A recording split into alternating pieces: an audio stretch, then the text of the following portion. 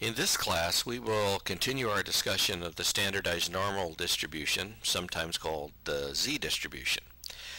You will need to use the z-table in your text to follow the discussion in this class. In general, a z-table is used to define the area under the curve that falls beyond or between z-scores. The z-table in your text reports the area under the curve that falls above any point on the curve and the area between z and the mean of the distribution. Because the normal distribution is symmetrical, findings for a positive z-score are exactly the same as findings for a negative z-score of the same value. For example, locate the probability for a z-score equal to 1. From the table, you can see that the area under the curve that falls above that point, or from that point to positive infinity, is 0.1587. By defining the area under the curve as probability, we would say that the probability of receiving a z-score of 1 or greater is 0.1587. If the z-score is negative 1 instead, we would say that the area under the curve that falls below that point is 0.1587. If we wanted to know the area under the curve that fell above z equal to negative 1, we would subtract 0.1587 from 1, and the area would be 0.8413. Before going to the next slide, see if you can answer this question. What is the probability of a score falling beyond z-scores of plus or minus 1.96?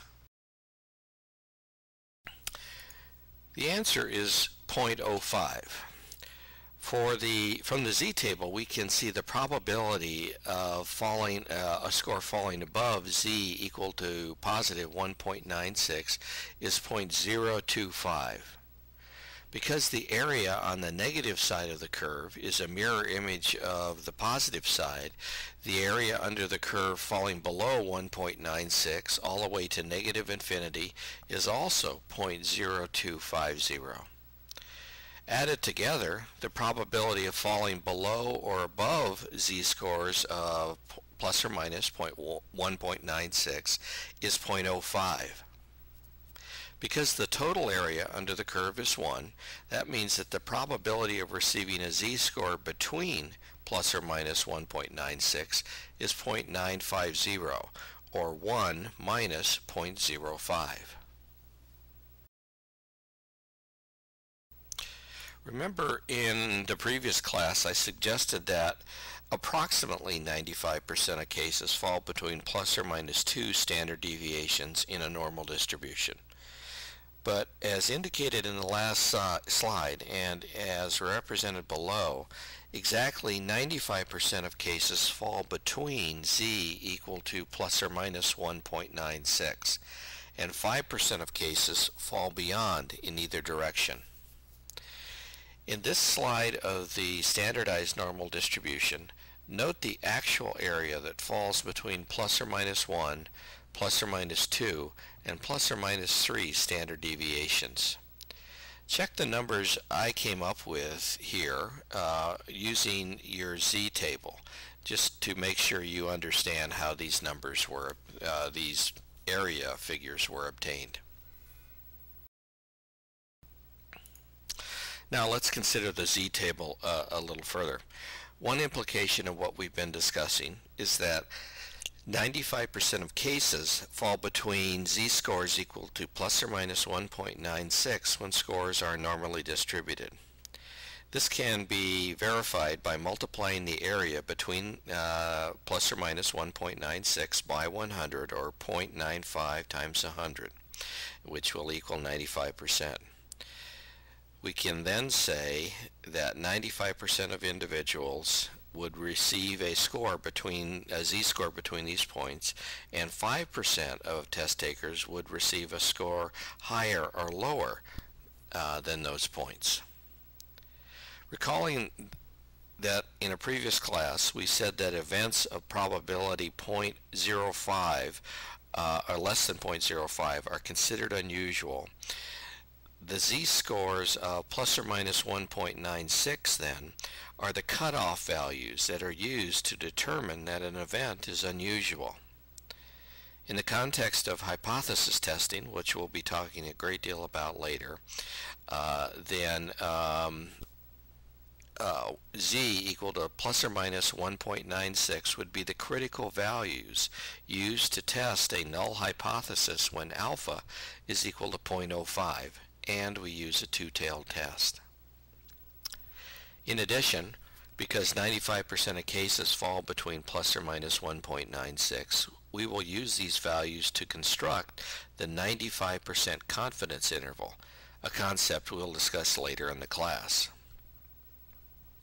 Another z-value of importance is z equal to 1.65, which is the point at which 95% of cases fall below and 5% of cases fall above. This then is the critical value used to test hypotheses when alpha is equal to 0.05 and we use a one-tailed test. Also, because 90% of cases fall between plus or minus 1.65, we'll use these values to construct a 90% confidence interval. See if you can verify what I've just said about z equal to plus or minus 1.65 by referring to the table.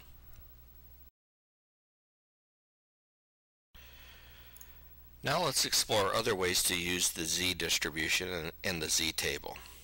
As we have discussed, we will use the area under the curve to define the probability of events. For example, the probability of receiving a full-scale IQ score equal to or greater than 115 is 0.1587 if IQ scores can be assumed to be normally distributed. We can determine this by solving for z using our formula, or 115 minus 100 divided by 15 equals 1. From the z-table, we can determine that the area under the curve above z equal to 1 is 0.1587. Before going on to the next slide, see if you can answer the following question. What is the probability that someone drawn at random would receive a score of 67 or greater on the depression scale of the MMPI?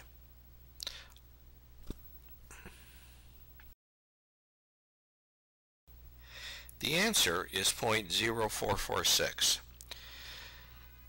To solve, we need to compute the z that corresponds to a raw score of 67.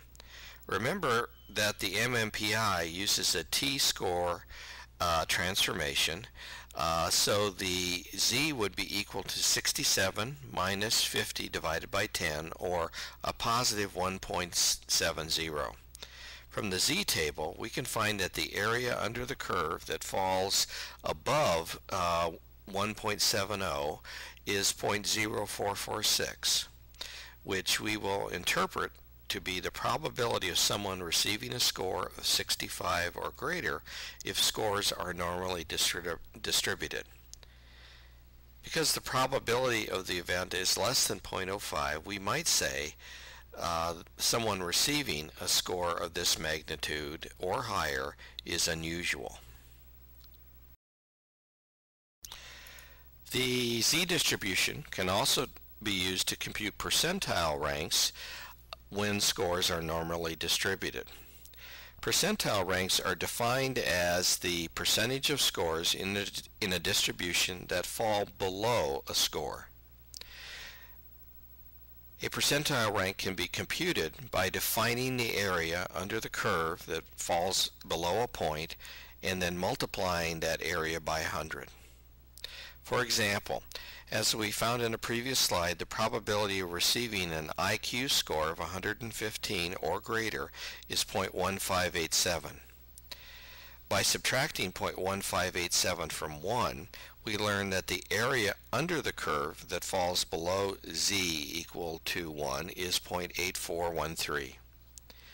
To obtain the percentile rank, we simply multiply 0.8413 by 100 and find that the percentile rank is 84.13. With a percentile rank being 84.13, we would say that 84.13% of the distribution of full-scale IQ scores can be expected to fall below a score of 115. Before going to the next slide, see if you can answer this question. What is the percentile rank associated with a score of 67 on the depression scale of the MMPI-2? The answer is that the percentile rank is 95.54. In the previous slide, we learned that the probability of receiving a t-score of 67 or greater is 0.0446. That means that the area that falls below that point is 1 minus 0.0446, which is 0.9554.